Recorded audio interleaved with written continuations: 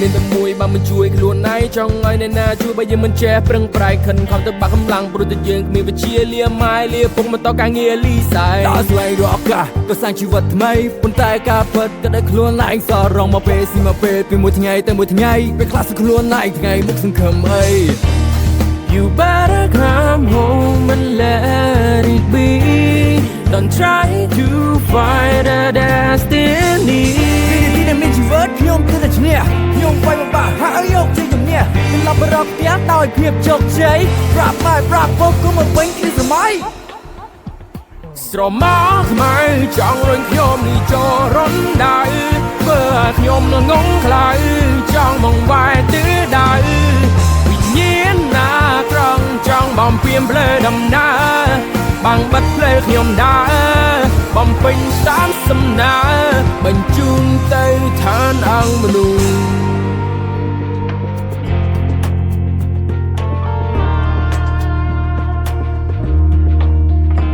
ហើយក៏មិនភ្លេចទៅដល់អ្នកជុំមានខ្លួនតែតែជួយណែនាំមកដល់មកពីច្បាស់ក្បួនរៀបខ្លួនឲ្យបានល្អដឹងសនឹងខ្មៅទៅណាក៏គេស្រឡាញ់ទទួលតែពាក្យប្រដៅវៃខុសវៃត្រូវគឺជាផ្លូវតែមួយគត់ចូលស្ទឹងតាមបត់តែមិនបត់ទៅផ្លូវខុសកំហុសមួយមិនបញ្ហាបើសិនយើងจะកែប្រែតែបើធ្វើដដែលគ្មានអ្នកណាគេជួយទេស្រមោលខ្មៅចង់រុញខ្ញុំនេះចូលរំដៅ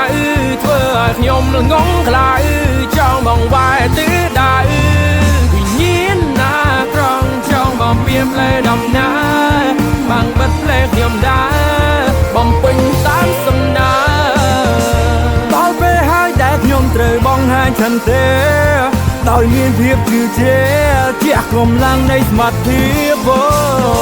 ខ្ញុំមិនជ្រាបអ្នកតាមមកចំរៀងមួយនេះគេស្ដាប់ហើយត្រេរីហើយផ្លាស់ប្ដូរពីពេលនេះស្រមោលខ្មៅចង់រុញខ្ញុំនេះចូលរំដៅធ្វើឲ្យខ្ញុំងងខ្លៅចង់បងវាយទិដៅវិញ្ញាណណាត្រង់ចង់បំពេញផ្លូវដំណើរបាំងបិទផ្លូវខ្ញុំដើរបំពេញតាមសំណើមកខ្មៅចង់រុញខ្ញុំនេះចូលរំដៅធ្វើឲ្យខ្ញុំងងខ្លៅចង់មកវាយទិដៅវិញ្ញាណណាត្រង់ចង់បំពេញផ្លូវដំណើរបាំងបិទផ្លូវខ្ញុំដើរបំពេញតាមសំណើបញ្ជូនទៅឋានអង្គមនុស្ស